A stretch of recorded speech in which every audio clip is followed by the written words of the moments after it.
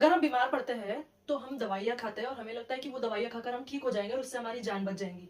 लेकिन क्या हो अगर वो ही दवाइयाँ हमारी जान ले ले।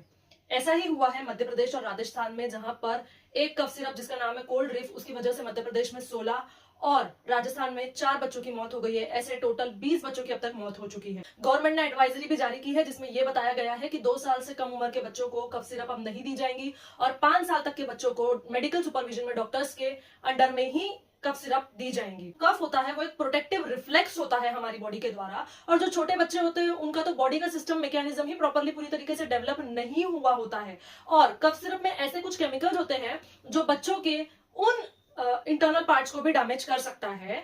अब करना यह है पेरेंट्स को कि बिना प्रिस्क्रिप्शन के और बिना डॉक्टर की एडवाइस के कोई भी दवाई बच्चों को अपनी मर्जी से ना दे।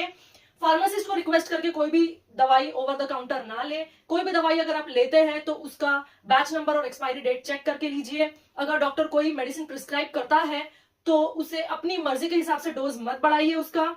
अगर बच्चे की एक्टिविटीज नॉर्मल है और उसे कफ एंड कोल्ड हुआ है तो अपनी मर्जी से उसे दवाई ना दे, क्योंकि बच्चों का जो ब्रेन होता है, रेस्पिरेटरी सिस्टम है, डिफेंसिव मैकेनिज्म है, ये प्रॉपर्ली डेवलप नहीं होता है।